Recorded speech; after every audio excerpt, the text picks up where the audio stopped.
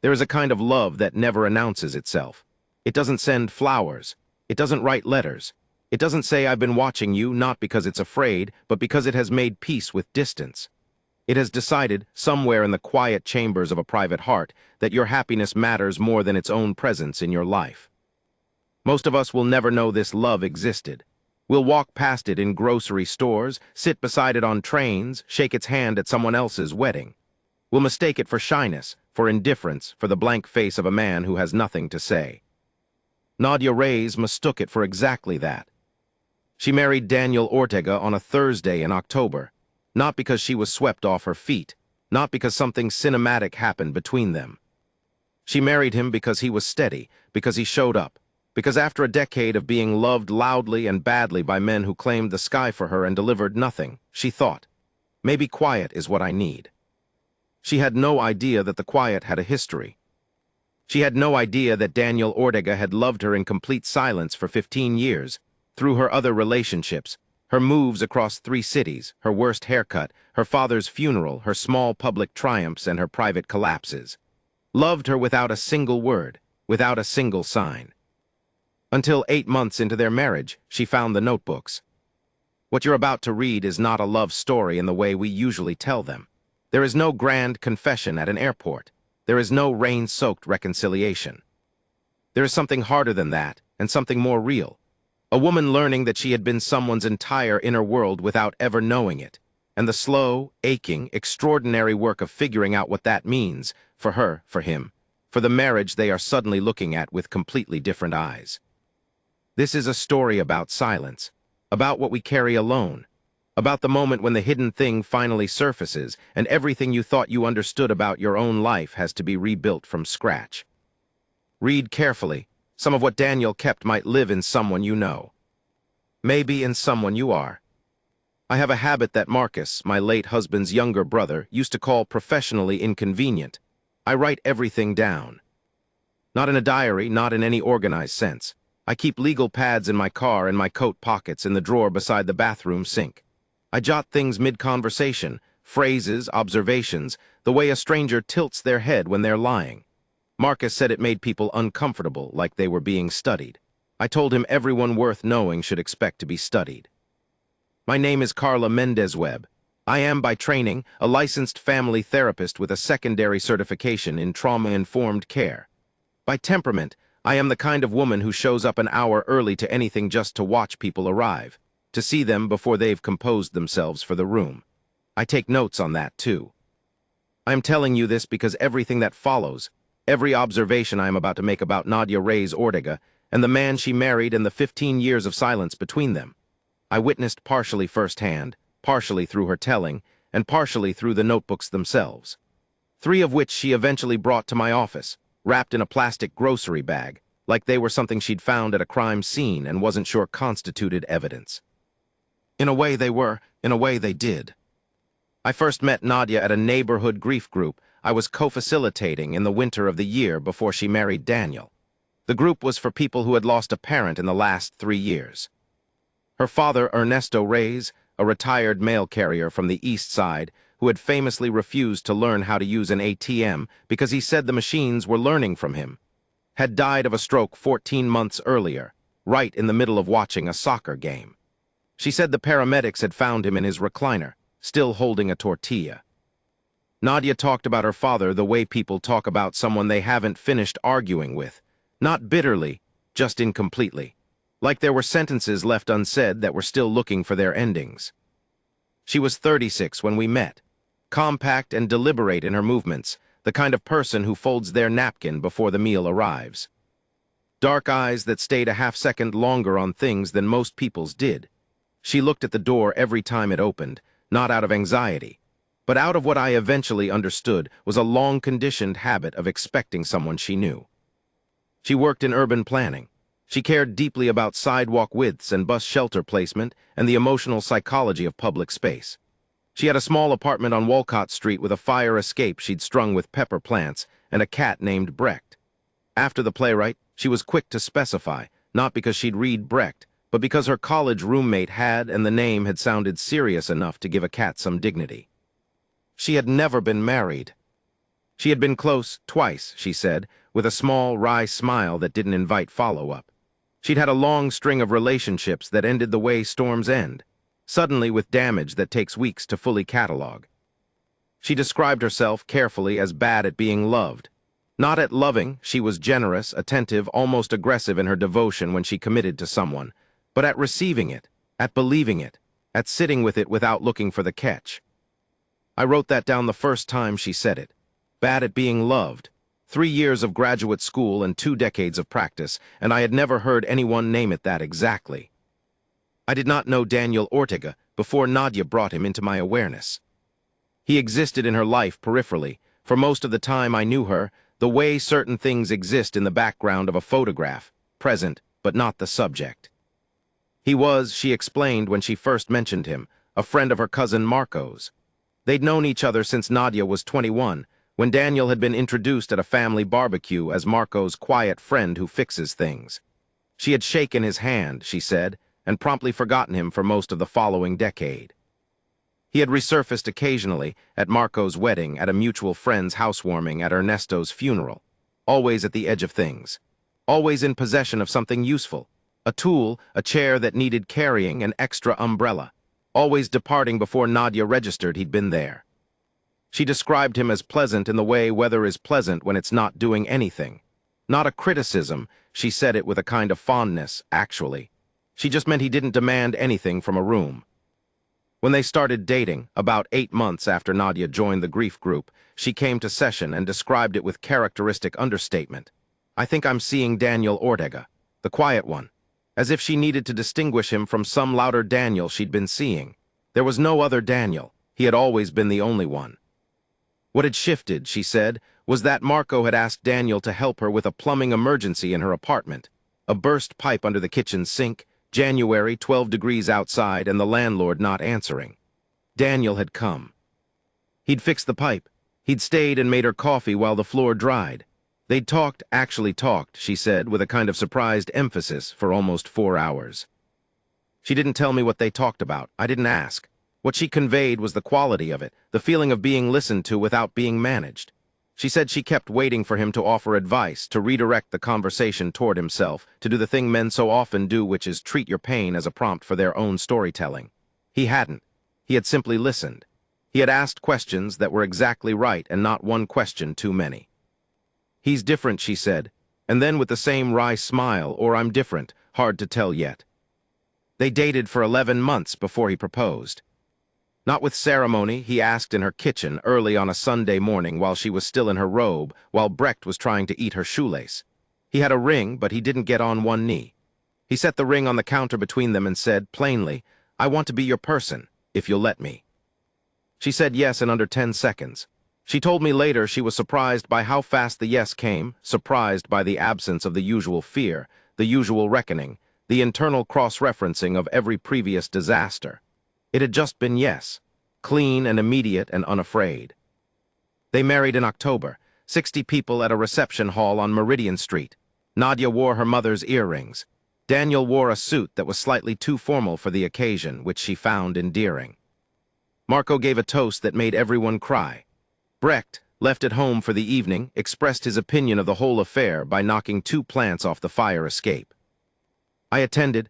I am not, as a rule, someone who becomes close to former clients outside the therapeutic relationship. It complicates things, muddies the clarity that makes therapy useful. But Nadia had ended our formal sessions 6 months prior, when she felt she'd arrived at a sustainable peace with her father's death and her own patterns. We had shifted, with full transparency and mutual acknowledgement, into something more like friendship. I came to the wedding as her friend. I watched Daniel during the reception the way I watch everyone, with specific attention, writing nothing down because there was no legal pad nearby, but filing it. He danced badly and knew it and didn't stop. He refilled people's drinks before they finished them. When Nadia laughed at something her aunt said, he looked at her from across the room with an expression I noted but did not immediately classify. I thought, he loves her well, and moved on.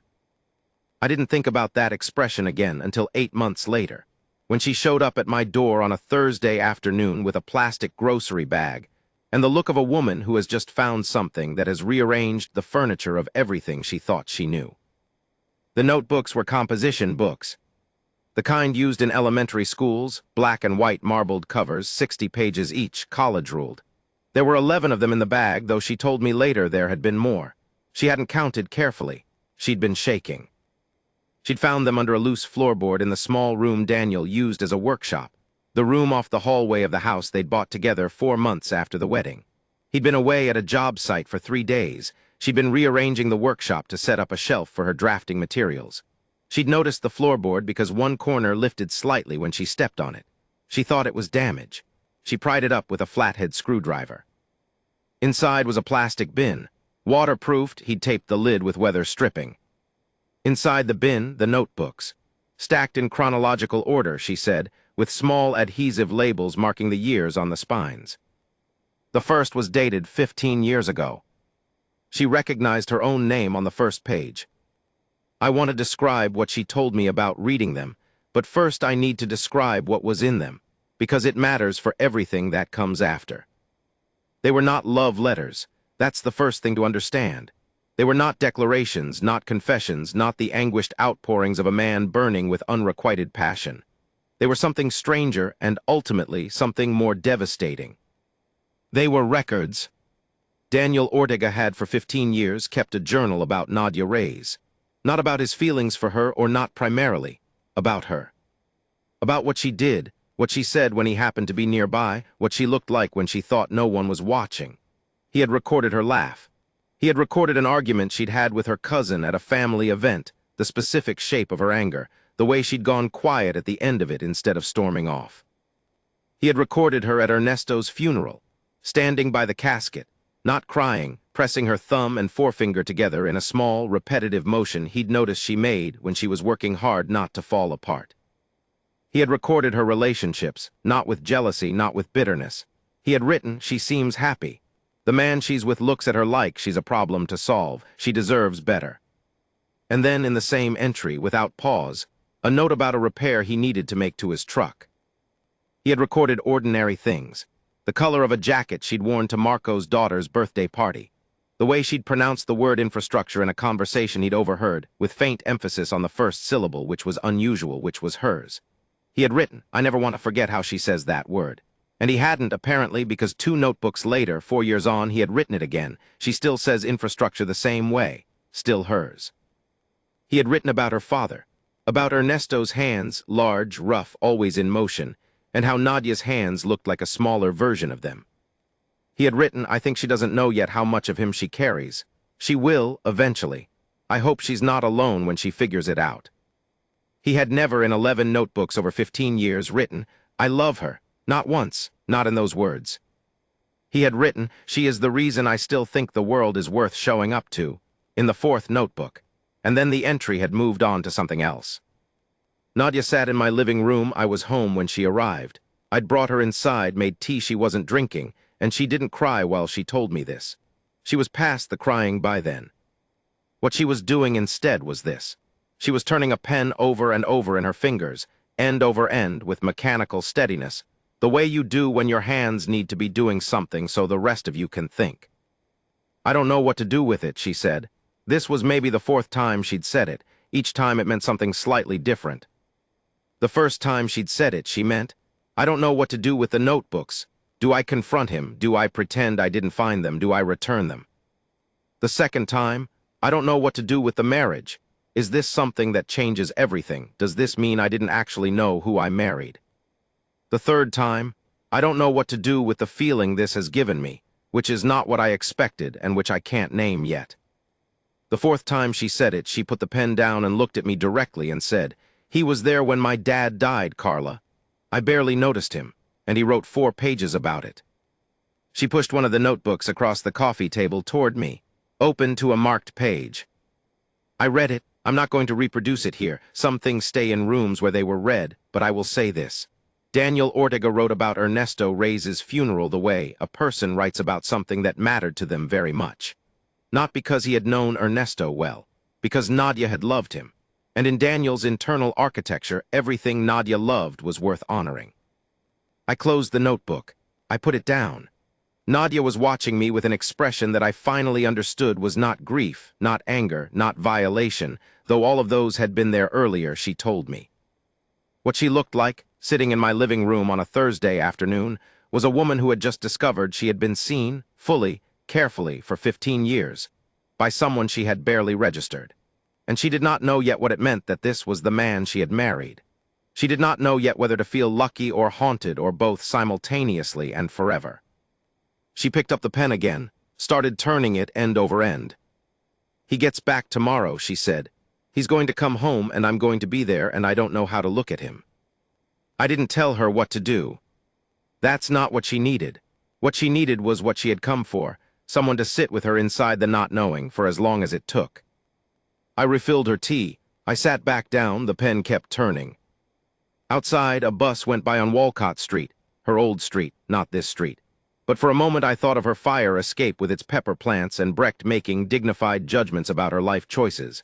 And I thought, she came such a long distance to end up exactly here in this specific confusion with this specific man who loved her in complete silence for 15 years. And then I thought, maybe that's what all of us are doing, traveling without knowing it toward the person who has already been watching for us to arrive. I didn't write that down. Some things you just have to hold. Daniel came home on a Friday. Nadia told me about it the following Monday in my office this time. We'd shifted back into something more formally therapeutic, by mutual agreement, given the weight of what she was carrying. She sat in the chair across from me with Brecht's fur still on her sweater and the same pen, I noticed, from Thursday. She'd brought it with her, still turning it end over end. She said he'd walked in at 6:15 with his work boots still on, something she'd asked him about before because he tracked in, and he knew it. And he always forgot anyway, not out of disregard, but out of a kind of absorbed distraction that was simply part of how he moved through spaces. He was always a little more present in his mind than in the room. She had been at the kitchen table when he came in. The notebooks were back under the floorboard. She hadn't been able to decide what else to do with them, and something in her had understood that to move them too dramatically was to force a confrontation before she'd figured out what she actually needed to say. He'd kissed the top of her head, asked how Brecht had been, gone to the refrigerator, then stopped, turned around, and looked at her. Something wrong, he'd asked. And she had said, no, long week. And he had accepted that, made himself a plate of leftovers, sat across from her, asked about a project she was working on, a bus shelter redesign in the North End, which she'd mentioned before he left. She'd answered. He'd listened. They had, she said, a completely normal dinner, and it was the most disorienting experience of her adult life. He sat across from me, she said, and I kept looking at his hands. He has these, he works with them, so they're marked up, and I've always known that, but suddenly I was thinking about what those hands did when he was writing. Whether he writes slowly or fast, whether he ever crossed things out or just kept going. She paused. I've been married to him for 8 months, and I realized I have no idea how he writes. There's a particular thing that happens when we discover a secret about someone we love, not a betrayal, not a lie, but a depth we didn't know was there. It doesn't feel the way we expect. We expect either comfort or violation. What we actually tend to feel is vertigo. The floor is the same floor, but suddenly you understand it goes deeper than you thought, and you don't know yet what's down there. Nadia was in vertigo. She'd been there since Thursday. What she needed before she could speak to Daniel was to understand her own reaction, to separate out the threads of what she was feeling, because they were tangled in a way that made it easy to pull the wrong one.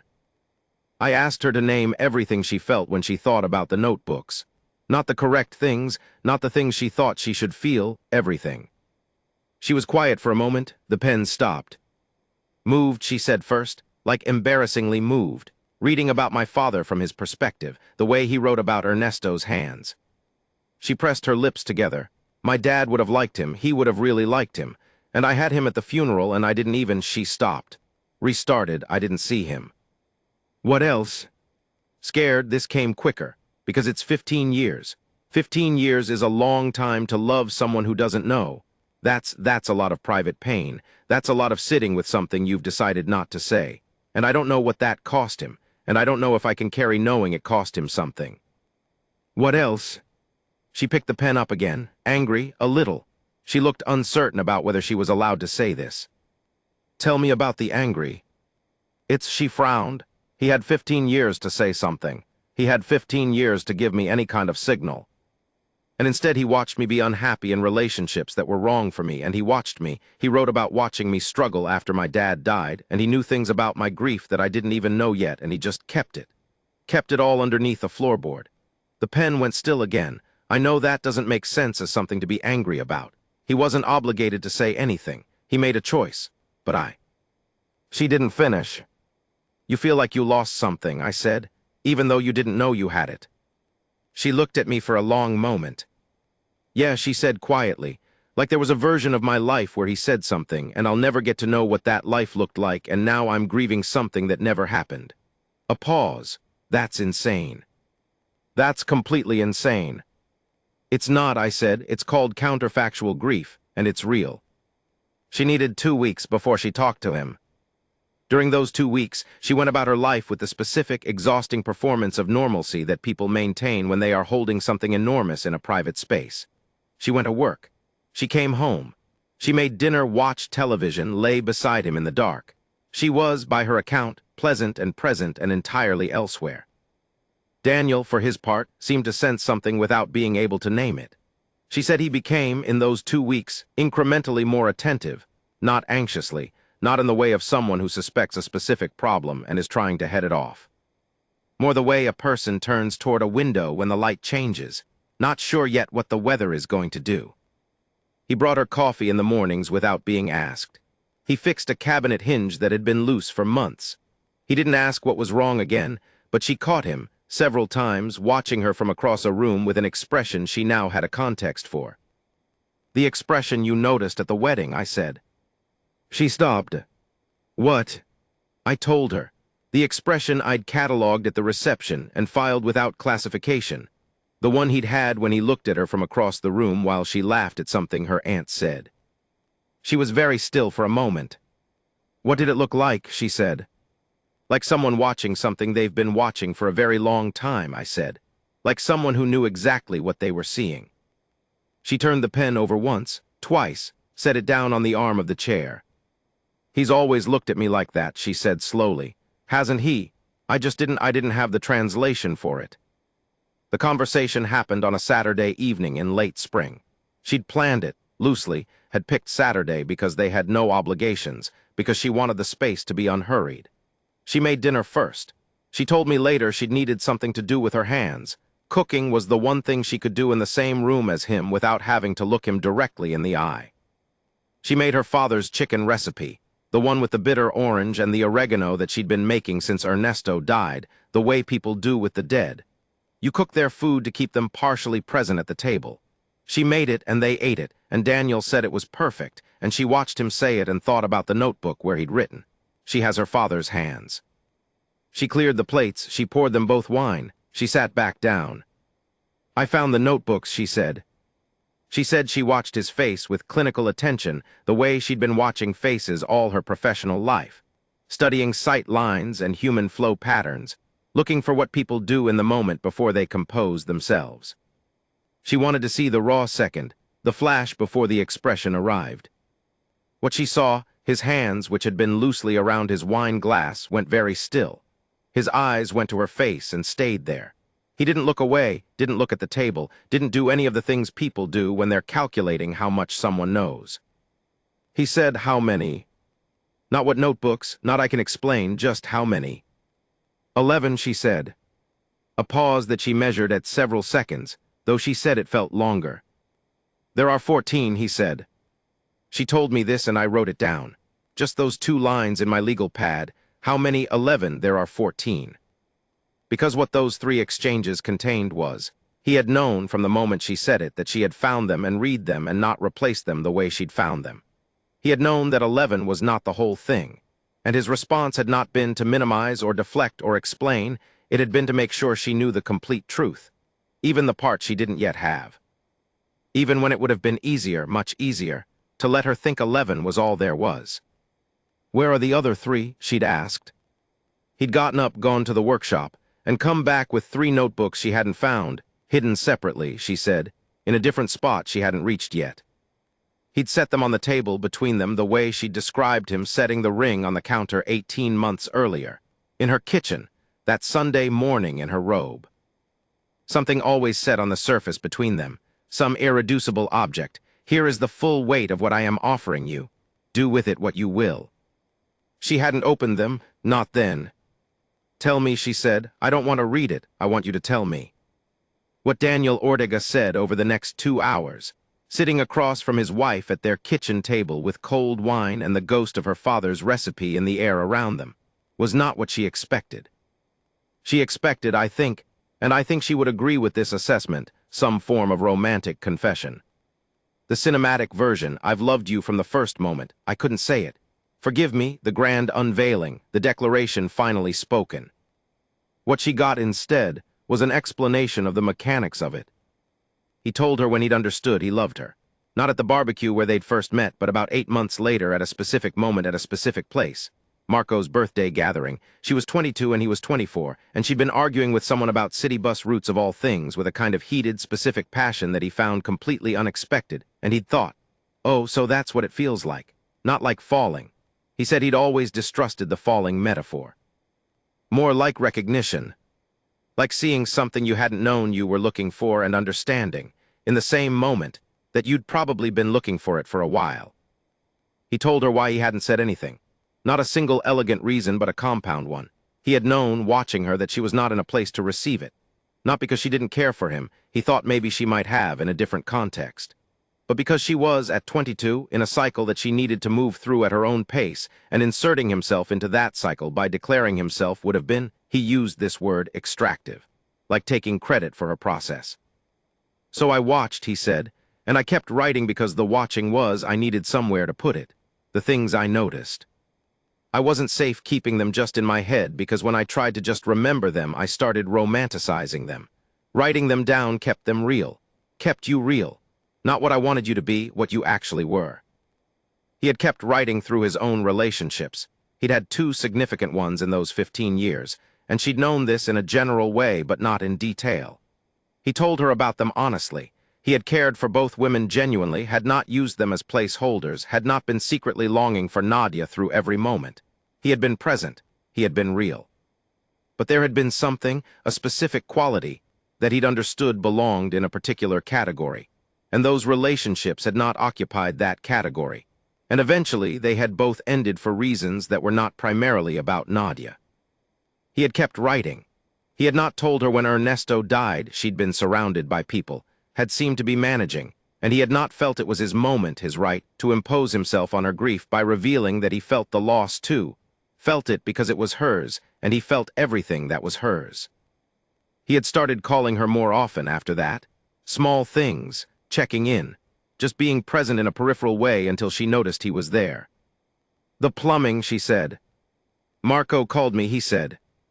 He's known for a long time. He didn't tell me what to do. He just told me there was a pipe. She sat with that for a moment. And then she said, after the coffee and the 4 hours.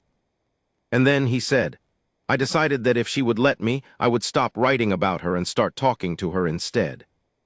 He hadn't, she noticed, told her he was sorry, not once in 2 hours. She mentioned this, not as an accusation. She said her voice was steady, genuinely curious. He looked at her for a moment. What would I be apologizing for? He said, not defensively. I kept records of someone I loved because it helped me love her better, clearly, without projection or fantasy. I didn't stalk you. I didn't insert myself into your life without invitation. I waited until there was an opening that was honest, and I walked through it. A pause. If I'm sorry for anything, it's that the waiting hurt you in ways you didn't know about until now, that I couldn't spare you the retroactive weight of it. I'm sorry for that part. She looked at him for a long time. Do you still do it? She said, write about me. No, he said, the last entry is from the day before I asked Marco to tell me about the pipe. I stopped because I didn't need to anymore. Writing was how I kept you at the right distance, once the distance was gone. He didn't finish the sentence. She picked up one of the notebooks he'd brought from the workshop, opened it to the last page of the last entry. Read it. She wouldn't tell me what it said. Even now, she hasn't told me. There are things that belong to the 2 of them. She closed the notebook, set it down. She did not say anything for a while. I need to think, she finally said. He said, I know. He got up, washed the wine glasses. and went to bed without asking for anything. She sat at the kitchen table until almost 2 in the morning, with the 3 notebooks and her cold wine and the smell of her father's recipe fading slowly from the air, trying to figure out who she was now in this marriage, in this life, with this man who had loved her in total silence for 15 years, and who had the strange, rare honesty to feel no guilt for it. In the morning, she called me. What does a person do with 15 years of someone else's devotion? That question, which Nadia brought to my office like a stone she couldn't put down, does not have a clean answer. I want to be precise about that, because this is the part of the story where people expect resolution, where the music comes in, where understanding arrives in a wave and everything softens into certainty. That is not what happened. What happened was slower and more difficult and ultimately more true. She sat in my office the morning after the conversation, and she said, "I need to figure out if I'm going to be afraid of this forever."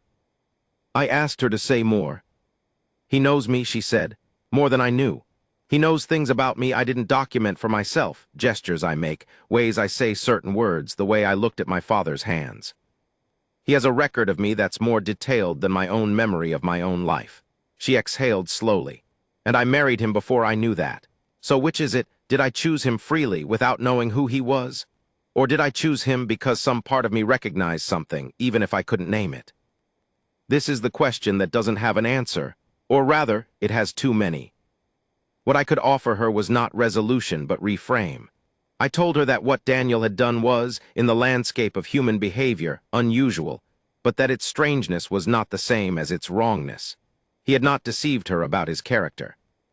He had for 15 years been exactly the person she had eventually chosen, someone who saw people clearly, who kept his feelings tightly contained until they could be expressed honestly, who waited with a patience that was not passivity but discipline. He had shown her who he was. She had eventually recognized it. The notebooks were not a revelation of a secret Daniel. They were the private documentation of the public Daniel she had already married. "I know," she said, "that's the part that's doing something to me." "What's it doing?" "Making me feel like I was looked after." She said it with a kind of incredulity, like the phrase was unfamiliar in her own mouth. Like someone was paying attention to me from a distance without needing anything back. Without asking me to perform being worth it. A pause. I've spent my whole adult life being loved by people who needed me to reassure them constantly that I was worth loving. And this person, she stopped. Started again, he already decided, 15 years ago, and he just held that, he just kept being sure. She put her face in her hands. Not crying, she wasn't crying.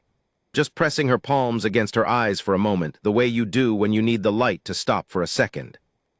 "That's a lot to accept," she said, "that you're worth that. That someone decided you were worth that before you'd done a single thing to earn it." "He didn't need you to earn it," I said. "I know," she said, "that's exactly the problem. It is a particular kind of wound, the one that comes from being loved more steadily than you believe you deserve. We talk often in therapeutic contexts about people who love badly, who love with conditions, with violence, with absence. We talk less about what happens when the love is entirely without condition, without demand, without visible need. How this can land for someone who has learned to earn affection as a kind of exposure, as if the gaze is too direct. As if there is nowhere to hide, and no way to bargain, and no transaction to complete. Nadia had spent her whole relational life in transaction. She was aware of this, she'd identified it, named it, worked on it in the time we'd spent together. But awareness and healing are not the same thing. You can know the shape of a wound perfectly, and still flinch when something touches it. Daniel's love touched it. The work of the next several weeks, in my office and at her kitchen table and in the long, quiet stretches of a marriage being reread from a different angle, was this: learning to receive it. Learning to sit with the gaze without reflexively disqualifying it. Learning to say, slowly, without armor, "I believe that you see me.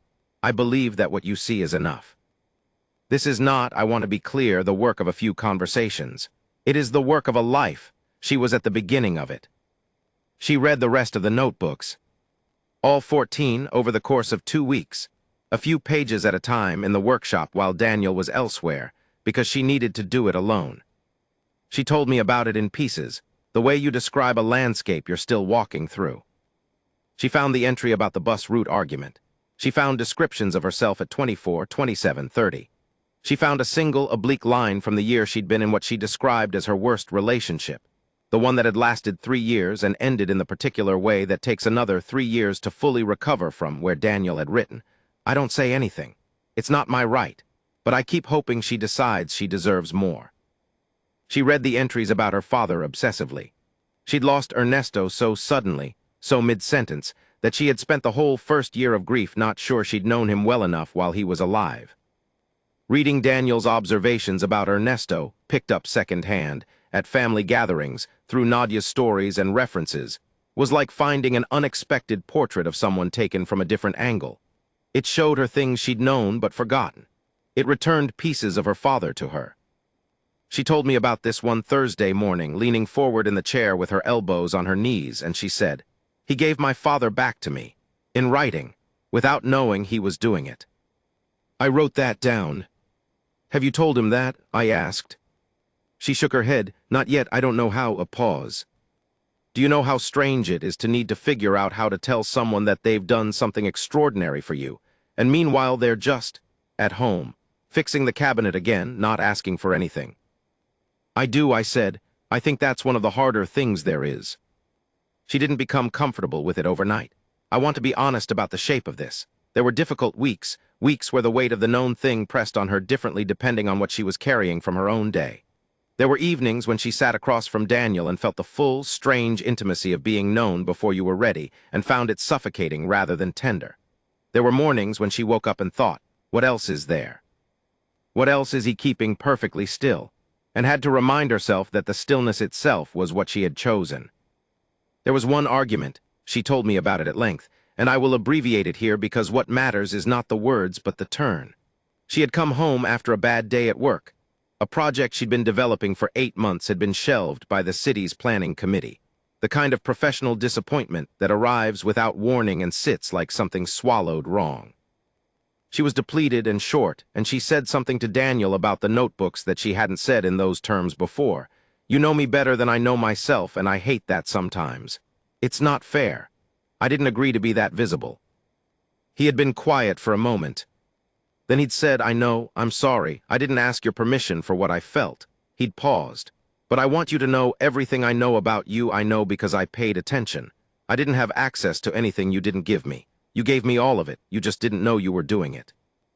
She had stood there, not yet ready to receive it. He had gone to make tea. 40 minutes later, she'd found him in the workshop, which was now part his, part hers, her drafting shelf installed beside his tools. He was reading not the notebooks, just a paperback. He'd looked up. She had sat down across from him on the stool she used when she worked, and she'd said, "Tell me something I don't know about myself." A long pause. "You hold your breath when you're proud of something," he said. "Like you're afraid to exhale because it might leave." He watched her face. "You did it at the wedding, when you walked into the room and everyone turned toward you." She had looked at him for a moment. "I didn't know that," she said. "I know." The question of the notebook's future was one she brought to me, and then eventually resolved on her own, which is the correct order of things. She had thought for a time about asking him to destroy them. Considered it, turned it over, set it down. She had thought about keeping them herself, putting them somewhere that was hers, reclaiming them from the hidden space they'd occupied. She had thought about returning them to him.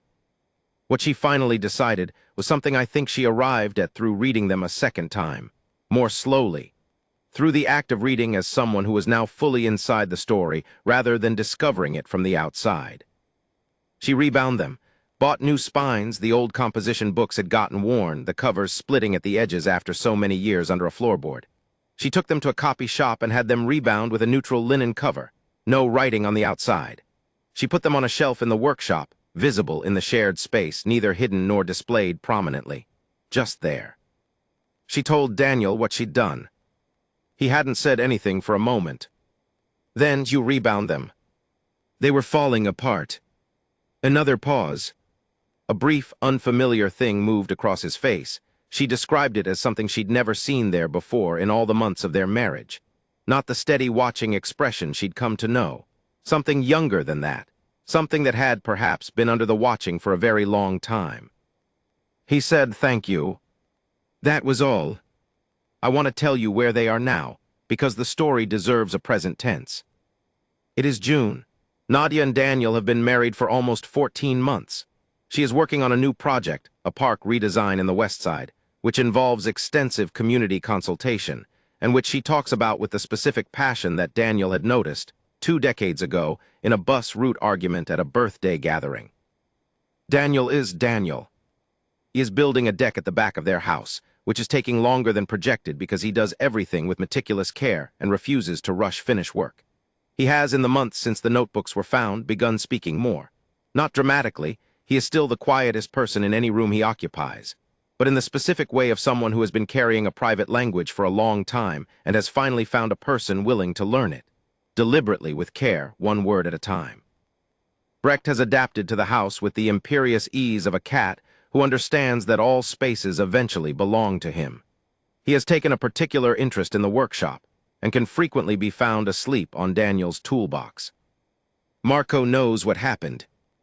Nadia told him because Marco has always known more than anyone, and it seemed right that he know the ending of the thing he'd had a hand in beginning.